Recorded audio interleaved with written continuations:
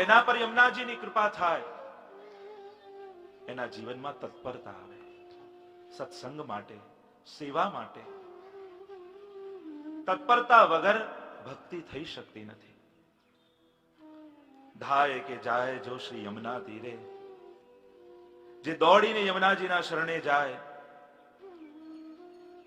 તાહી મહિમા અબ કહા લગ બરનીએ, જાય પરસત અંગ પ્રેમ નીરે. અને દોડતો જઈ શ્રી યમુનાજીના જલના સ્પર્શ કરે તો યમુનાજી એ કેવલ કોઈ જલ પ્રવાહ નથી, એ તો સાક્ષાત ભક્તિનો પ્રવાહ છે. ભક્તિ એમ તો ભાવનું નામ છે, પણ એ ભાવ જ્યારે મૂર્તિમંત સ્વરૂપે સામે આવે તો એ જ મૂર્તિમંત સ્વરૂપ એ શ્રી યમુનાજીનું છે. શ્રી યમુનાજી એ જીવને પોતાના રંગે રંગી દે અને પ્રભુમાં બિરાજતી સકલ સિદ્ધિઓનું દાન શ્રી યમુનાજી એ જીવને કરી દે. જા મુખતે શ્રી યમુને યહ નામ આવે. પદ 10મું. 10મી ભક્તિ એ પ્રેમ લક્ષણા ભક્તિ, અને ઠાકોરજીની પ્રેમ લક્ષણા ભક્તિ સિદ્ધ થાય ત્યારે સાચા અર્થમાં યમુનાજીનું નામ મુખમાં ઠાકોરજી આપે. કારણ કે 10મી ભક્તિ એ પ્રેમ લક્ષણા ભક્તિ છે, અને એ સિદ્ધ કરવી હશે તો યમુનાજીની કૃપા વગર સિદ્ધ નહીં થાય. એટલે 10મું પદ લખ્યું, જા મુખતે શ્રી યમને યહ નામ આવે. શ્રી યમુનાજીનું નામ જેના મુખમાં, જો નામ શું છે? જેમ કોઈ પતંગ ચડાવતો હોય અગાસી પર, પતંગ આકાશમાં દૂર હોય અને દોરી હાથમાં હોય તો શું કે? પતંગ મારા હાથમાં છે. એટલે પૂછો, અરે પતંગ તો આકાશમાં છે, તે તો દોરી પકડી છે. પણ એ કહી રહ્યો છે એ વાત પણ સાચી છે. દોરી પકડી અને દોરી હાથમાં છે તો પતંગ પણ એના હાથમાં છે. એમ ડોર એ ઠાકોરજીનું નામ છે, ડોર એ યમુનાજીનું નામ છે. તો નામ જો મુખમાં છે તો સ્વરૂપ રૂપ પતંગ પણ એના મુખમાં છે, એની નિકટમાં છે. સ્વરૂપ એ પતંગ છે, નામ એ ડોરી છે, અને ડોરી હાથમાં પકડી છે તો પતંગ પણ હાથમાં કહેવાય. એમ જેના મુખમાં શ્રી યમુનાજીનું નામ છે તો એના હૃદયમાં યમુનાજીનું ધામ છે. શ્રી યમુનાજી એની નિકટ જ છે. खुदा करे मोहब्बत में वो मुकाम आए, किसी का नाम लूं लब पर तुम्हारा नाम आए. એવી સ્થિતિ પ્રેમ લક્ષણા ભક્તિમાં આવી જાય. ભક્ત જ્યારે કોઈનું નામ બોલવા જાય તોય મુખમાંથી પહેલા યમુનાજીનું નામ નીકળે. આ પ્રેમ લક્ષણા ભક્તિ, આ વ્યસન અવસ્થા, મુખમાંથી જ્યારે કાંઈ પણ નીકળે તો સૌથી પહેલા શ્રી યમુના નીકળે. અને નામ લેતા લેતા કીટ ભ્રમર ન્યાય રૂપે રૂપ દેત આપ જૈસી. જે યમુનાજીનું નામ લે તો યમુનાજી એને પોતાનું સૌભાગ્ય આપે છે, પોતાનું સ્વરૂપ એને આપે છે. જે યમુનાજીના ભક્ત છે, જે યમુનાજીના યુથના છે, એ બધા જ યુથના જીવોને યમુનાજીએ પોતાના જેવા સ્વરૂપ કરી દીધા છે. યમુનાજીની કુંજની જેટલી પણ ગોપીજનો છે એ બધાનું રૂપ યમુનાજીએ પોતાના જેવું કરેલું છે. જે યમુનાજીનું નામ લે તો યમુનાજી એને પોતાનામય કરી. જા મુખતે શ્રી યમને યહ નામ આવે. જેના મુખમાં યમુનાજીનું નામ આવે તો યમુનાજી એને પોતાનું સૌભાગ્ય આપે છે, પોતાનું સ્વરૂપ આપે છે અને પોતાનું સામર્થ્ય આપે છે. આ ત્રણ વસ્તુ યમુનાજી આપે. કલયુગ કેવલ નામ આધારા. નામ એ બહુ મોટી વાત છે. જ્યારે આપણે કોઈનું નામ લઈએ ત્યારે સૌથી પહેલા એના સ્વરૂપનો વિચાર થતો હોય. કોઈ પણ વ્યક્તિ નામ લો, કોઈ પણ વસ્તુનું, એટલે તુરંત સ્વરૂપ તમારી આંખ આગળ આવે. નામ, કોઈનું બહુ નામ સાંભળો તો તમને એને જોવાની ઈચ્છા થાય. કોઈનું બહુ નામ સાંભળ્યું છે, તમને એમ લાગે કે કેવો લાગતો હશે. તો નામમાં આસક્તિ થાય તો સ્વરૂપમાં આસક્તિ સિદ્ધ થાય. સ્વરૂપ જોવાની ઈચ્છા થાય અને એને જુઓ. સ્વરૂપમાં આસક્તિ થઈ તો એમ થાય આ શું કરતા હશે. લીલામાં આસક્તિ થાય. શું કરતા હશે? લીલામાં આસક્તિ. અને લીલાનું જ્યારે અવગાહન સાંભળો તો એમ થાય આ બધી લીલાઓ ક્યાં થતી હશે. એટલે ધામમાં આસક્તિ થાય. નામથી શરૂઆત અને ધામમાં પ્રાપ્તિ થાય. યમુનાજીનું નામ લે તો યમુનાજી એને ધામ આપે. આ નામ એ પ્રારંભ છે ધામની પ્રાપ્તિ. આ માળા એ જ ઉપરના તાળા ખોલવાની ચાવી છે. જો આખું ઘર મોટું હોય, એનાથી નાનું એનો ઓરડો હોય, એનાથી નાનો એનો દરવાજો હોય, એનાથી નાનું એનું સાંકળ હોય, એનાથી નાનું એનું તાળું હોય, અને એનાથી નાની એની ચાવી હોય, પણ આખું ઘર એ ચાવીથી ખુલે અને બંધ થાય તો આ ભગવત ધામની ચાવી એ ભગવત નામ છે. પ્રભુનું નામ એ ભગવત ધામને ખોલવાની ચાવી છે. શ્રી યમુનાજી એટલે જ પાછળ પદ આવશે, હેત કરી દેત શ્રી યમને વાસ કુંજે. એ કુંજના તાળા ખોલવા માટે યમુનાજીનું નામ મુખમાં જોઈએ. જા મુકતે શ્રી યમને યહ નામ આવે. શું થાય? તા પર કૃપા કરે શ્રી વલ્લભ પ્રભુ, સોઈ શ્રી યમુનાજી કો ભેદ પાવે. અને યમુનાજીનું નામ તો મુખમાં આવ્યું, પર હવે એમનું સ્વરૂપ સમજવા માટે શ્રી વલ્લભની કૃપા જોઈએ. તા પર કૃપા કરે શ્રી વલ્લભ પ્રભુ, જેના મુખમાં યમુનાજીનું નામ આવે એટલે તેના ઉપર તત્કાલ શ્રી મહાપ્રભુજીની કૃપા થાય. અને સોહી શ્રી યમુનાજી કો ભેદ પાવે. અને મહાપ્રભુજીની કૃપા થાય એ જ જીવ શ્રી યમુનાજીના સ્વરૂપને ઓળખી શકે. શ્રી વલ્લભની પરમાનંદાસજીનો પ્રસંગ પ્રસિદ્ધ છે. ઠાકોરજી એમના કીર્તન સાંભળવા આવતા. અડેલથી નવનીત પ્રિયાજી પધારતા કીર્તન સાંભળવા, ગોદીમાં બેસીને કીર્તન સાંભળતા. શ્રી મહાપ્રભુજીના દર્શન કર્યા અને એમના શરણે જવાની ઈચ્છા થઈ પરમાનંદાસજી. મહાપ્રભુજીની શરણે આવ્યા. મહાપ્રભુજીએ કહ્યું, પરમાનંદાસ કછું બાલ લીલા કે પદ ગાઓ. પરમાનંદાસજી કહે, મેં કછું બાલ લીલા જાણત નહીં, હું તો કઈ જાણતો નથી. આપ કૃપા કરો તો આ લીલા પ્રગટ થાય. લીલા હોતી જૂની નાતર લીલા હોતી જૂની, જો પે શ્રી વલ્લભ પ્રગટ ન હોતે વસુધા રહેતી સુ. પ્રગટ લીલા કરાવનારા બે જણા, શ્રી યમુનાજી અને મહાપ્રભુજી. પ્રગટ લીલા દિખાવે 41 પદમાં પણ કહ્યું. અને મહાપ્રભુજી લીલા હોતી જૂની, આ બધી લીલાઓ વિસરાઈ જાત જો શ્રી વલ્લભ પ્રગટ ન થયા હોય. સુરદાસ, પરમાનંદાસ આ બધા પદ જો પોતાને ભક્તિ છે પણ ભગવદ લીલાનું જ્ઞાન નથી. ભગવદ લીલાનું જ્ઞાન તો શ્રી મહાપ્રભુજી જોડે સંબંધ થશે પછી જ ભગવદ લીલાના પદ ગાશે. એના પહેલા તો કેવલ દીનતા, આશ્રય અને વિરહના જ પદ ગાયા. સુરદાસજીને પણ જોઈ લો, શરણે આવ્યા અને ગાયું, હો પતિ તન કો ટીકો, હો પતિ તન કો નાયક. મહાપ્રભુજી કે પદ ગાઓ, ને તો પોતાના દોષો ગાવા લાગે. મહાપ્રભુજી કહે, સુર હોય કાહે ધીંધિયા કરે, કછું ભગવત લીલા ગા, ઠાકોરજીની લીલા ગા, ગુણ ગા. અને મહાપ્રભુજી એવી કૃપા કરી, પ્રગટ ગોકુલના દર્શન થયા. અહીંયા પરમાનંદાસજીએ કહ્યું કે મેં કછું જાનત નહીં બાલ લીલા. મહાપ્રભુજીએ કહ્યું, જાઓ યમુનાજી में સ્નાન કરકે આવો. જ્યાં યમુનાજીમાં સ્નાન કરીને આવ્યા, યમુનાજીનું સ્વરૂપ હૃદયમાં સ્ફુરિત થયું. यह प्रसाद हो पाऊं श्री यमुनाजी, यह प्रसाद हो पाऊं. पद गाय यमुनाष्टक મહાપ્રભુજી શીખવાડ્યું. ગોકુલ લઈ ગયા અને જ્યાં યમુનાષ્ટક શીખવાડ્યું એવી લીલા સ્ફુરિત થઈ. બાલ લીલાઓ બધી હૃદયમાં સ્ફુરિત થઈ અને એવા દર્શન પ્રગટ થયા કે જાણે યમુનાજીમાંથી બધા ગોપીજનો જલ ભરવા આવ્યા છે અને પનઘટ આદિ લીલાઓના વ્રજભક્તોના સાક્ષાત દર્શન થયા. तो जा पर कृपा श्री वल्लभ प्रभु करें, करें श्री वल्लभ प्रभु, सोई श्री यमुनाजी को भेद पावे. અને જા પર મહાપ્રભુજીની કૃપા થાય એના વગર યમુનાજીનું સ્વરૂપ સમજાતું નથી. શ્રી મહાપ્રભુજીની કૃપાના લક્ષણ શું? આ જીવ પર વલ્લભની કૃપા થઈ, યમુનાજીનું નામ તો મુખમાં આવ્યું, એ તો આપણને સમજાય છે, પણ મહાપ્રભુજીની કૃપા થઈ એ સમજાતી નથી. એ કેમ ખબર પડે કે આ જીવ પર શ્રી વલ્લભની કૃપા થઈ? એના લક્ષણ બતાવ્યા આચાર્યોએ. શ્રી મહાપ્રભુજીની કૃપા થઈ એનું પહેલું લક્ષણ, શ્રી મહાપ્રભુજીની કૃપા જેના ઉપર થાય એને પોતાના સેવ્ય સ્વરૂપ, જે ભગવત સ્વરૂપ બિરાજે છે એના સ્વરૂપનું જ્ઞાન થાય. આ ફળ મળે.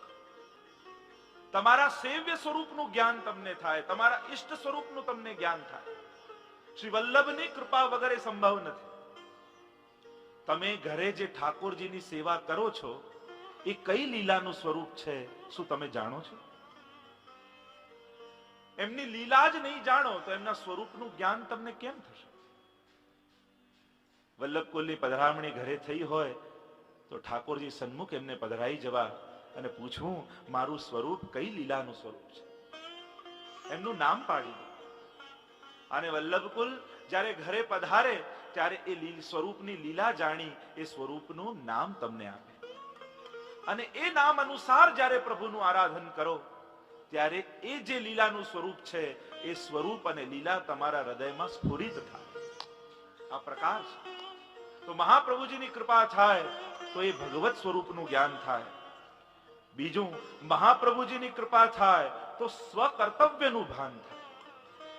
હું કોણ છું અને મારું શું કર્તવ્ય છે એનું ભાન શ્રી મહાપ્રભુજીની કૃપાથી થાય.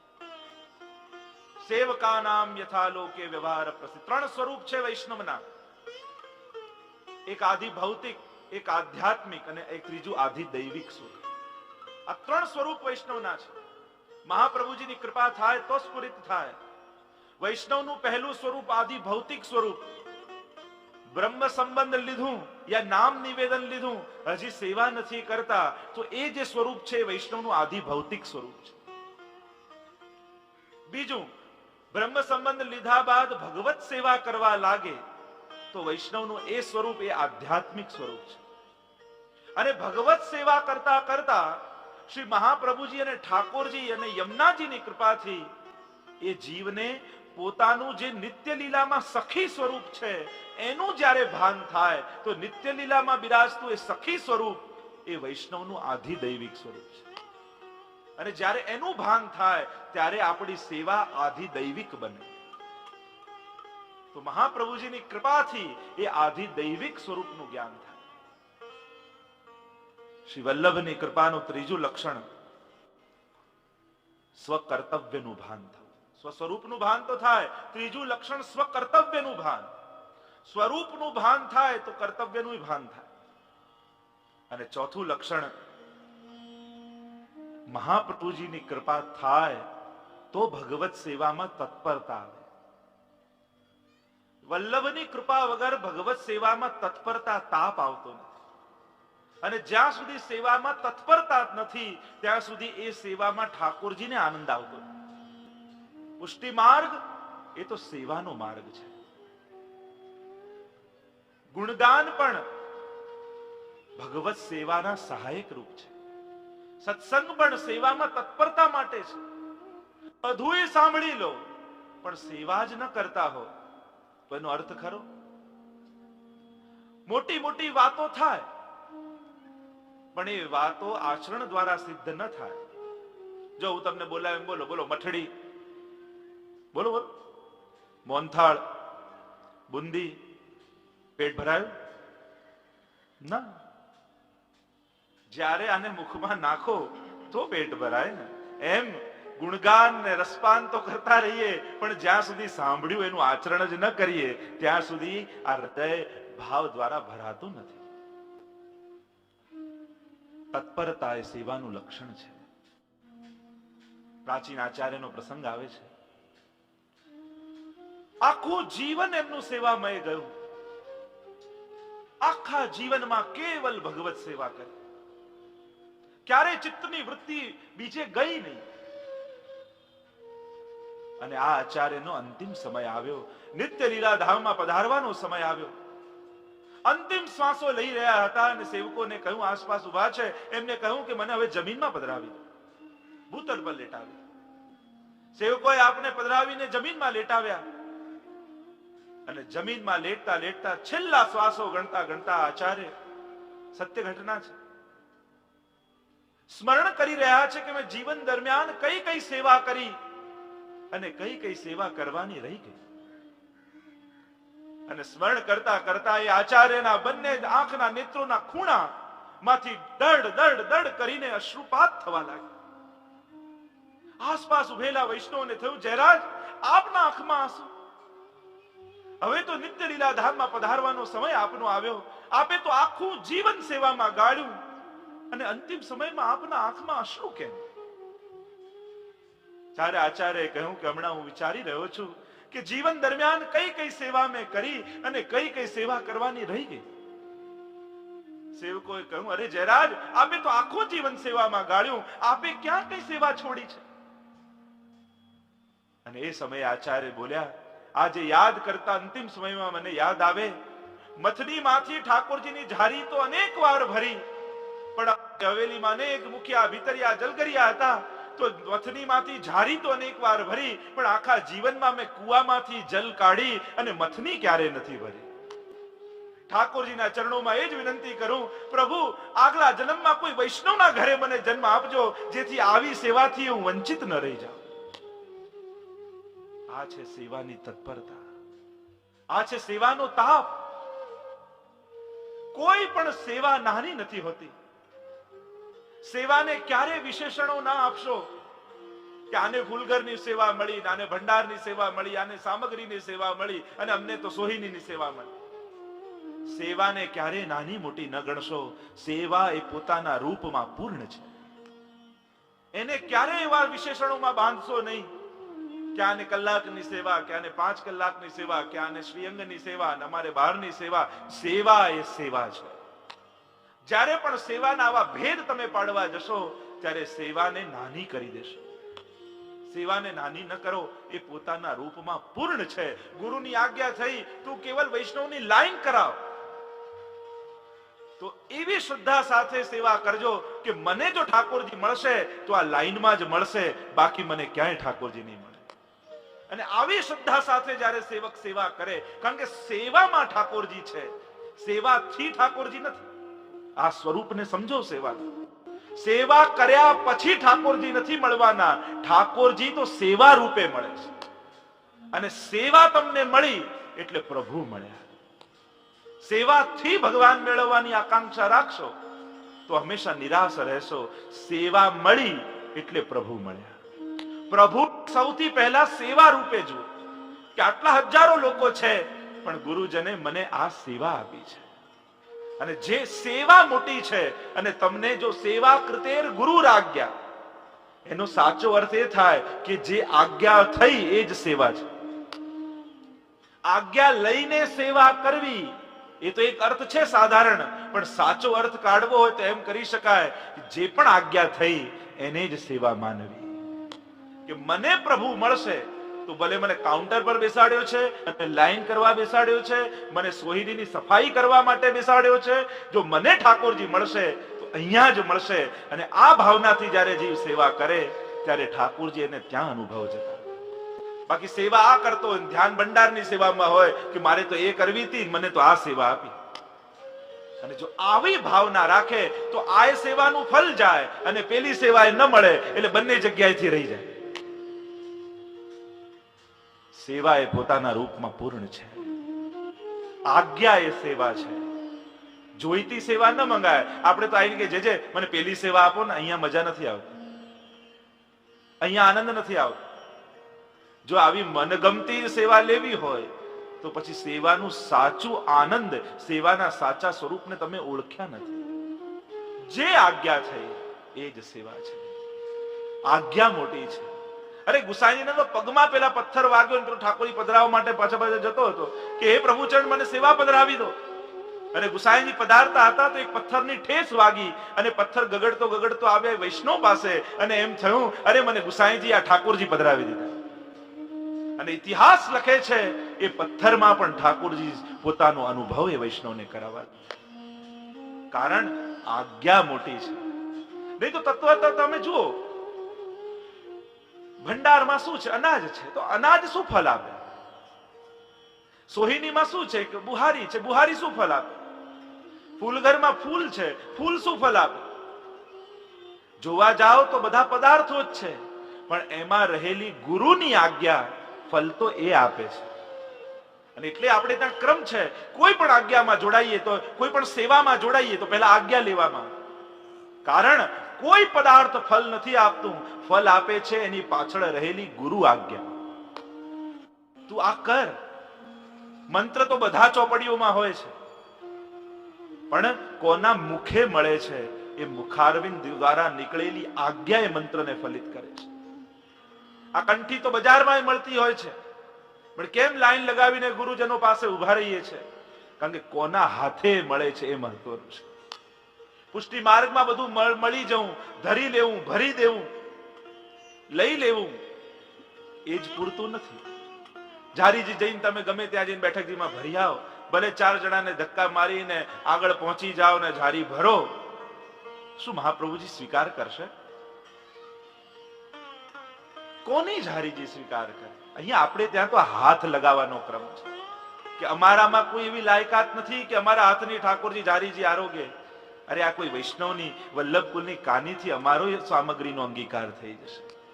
આપણે ત્યાં તો એનું મહત્તા છે. કરી લેવું, ભરી લેવું, ધરી લેવું, એનું જ મહત્વ નથી. તમે બીજા કરતા વધારે પ્રસાદ ખાઈ લો તો તમારા પર વધારે કૃપા થાય.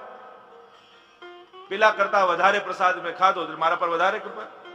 તમે વ્રજમાં કોઈ બહુ મોટો પ્લોટ લઈ લો એટલે તમારા પર વધારે ઠાકોરજી કૃપા કરે. શ્રીનાથજીના દર્શન ખુલ્લા હોય અને તમને એમ થાય કે હું શ્રીનાથજીના ચરણ સ્પર્શ કરી લઉં. તમે શ્રીનાથ નાથદ્વારામાં ગયા અને કોઈ આગળ હતું ને એકદમ કૂદકો મારી નિજ મંદિરમાં પહોંચી ગયા, દોડતા જઈને શ્રીનાથજીના ચરણ પકડી લીધા, તો આ સારું છે ખરાબ છે? શ્રીનાથજીના ચરણ તો દુર્લભ છે. કોઈ ભાગ્યશાળીને શ્રીનાથજીના ચરણ સ્પર્શ મળે અને તમે એકદમથી આ રીતે કૂદકો મારી દોડતા ગયા અને શ્રીનાથજીના ચરણ પકડ્યા, તો આ પુણ્ય છે કે પાપ છે? મહત્વની વસ્તુ સમજો. એ જ ચરણ કોના દ્વારા, કોની આજ્ઞાથી મળે, ફલ તો એ વસ્તુ આપે છે. તો શ્રી મહાપ્રભુજીની કૃપા થાય તો સેવામાં તત્પરતા આવે. અને 5મું લક્ષણ, શ્રી વલ્લભની કૃપા થાય તો વૈષ્ણવ માટે પણ અહોભાવ જાગે, દાસાનું દાસ થવાની વૃત્તિ આવે. श्री वल्लभ प्रभु करुणा करके कीजे मोहे निज दासन को दास. दासानु दास थवानी वृत्ति श्री वल्लभनी कृपा वगर संभव નથી. વાર્તા પ્રસંગમાં તો અનેક પ્રસંગો, મધુકર શાહ જે ઓરછાના રાજા હતા, કેવી વૈષ્ણવ માટે અહોભાવ થયો. ગુસાઈજી એના રાજ્યમાં પધાર્યા, બ્રહ્મ સંબંધ આપ્યું અને બ્રહ્મ સંબંધ જાણે સિદ્ધ થઈ ગયું. એવો ભાવ થયો. ઠાકોરજી પધરાવ્યા મહેલમાં અને સેવા, અહર્નિશ સેવામાં રહેતા. ઠાકોરજીની સેવા અને વલ્લભની કૃપાથી એવો ભાવ આવ્યો, વૈષ્ણવમાં એવો ભાવ આવ્યો કે ગામમાં કોઈ પણ કંઠીધારી વૈષ્ણવ આવે તો રાજા એના મહેલમાં પધરાવે, એના ચરણ ધુવે અને ચરણામૃતનું પાન કરતો. એવો દાસ ભાવ આવે. ભગવદીઓનું અનુકરણ ન કરાય, પણ એવી ભક્તિ થઈ એમની અંદર. કોઈ પણ ગામમાં કંઠીધારી વૈષ્ણવ આવે તો એના મહેલમાં લાવી એના ચરણ ધુએ ને એનું પાન કરે ને પધરાવે, એનો સત્કાર કરે. એના સગા હતા, એમને હાંસી સૂજી. એના કાકા હતા, એને કહ્યું આ જે કોઈ કંઠી પહેરીને આવે છે એના ચરણ ધોઈને પાન કરે છે, તો એને મજાક કરી અને એક ગધેડું હતું, ગર્ધબ હતું, એને 10-15 કંઠી પહેરાવી દીધી અને મહેલમાં છોડી દીધું. પણ વલ્લભની કૃપા જેના પર થાય એની કેવી દ્રષ્ટિ રહે. આ ગર્ધબ આવ્યો મહેલમાં અને રાજાએ જોયું એના ગળામાં તુલસીની કંઠી છે. મારો ભાવ નહીં ડગવા દઉં, ઉનકે મન કી વો જાને, મેરે મન જગદીશ. અને ગર્ધબને ખેંચીને લાવ્યા, એના ચરણ પ્રક્ષાલન કર્યા. એનું પાન જ્યાં કરવા જાય ત્યાં ઠાકોરજીથી ન રહેવાયું અને દરેક જીવની અંદર અંશ રૂપે ભગવાન છે. એ ગર્ધબમાંથી ભગવાન પ્રગટ થઈ ગયા અને કહ્યું કે તારામાં આવો ભાવ છે, હું તારા પર બહુ પ્રસન્ન થયો છું, તું કંઈક માંગ મારી પાસે. બહુ પ્રભુએ આગ્રહ કર્યો. ત્યારે આ રાજાએ કહ્યું કે આંગવાનું કહો છો તો એટલું જ માંગુ છું કે પ્રભુ કૃપા એટલી જ કરજો કે વૈષ્ણવમાં સદાય મારા હૃદયમાં આવી જ બુદ્ધિ રહે. વૈષ્ણવ માટે સદા મારા હૃદયમાં આવો ભાવ રહે.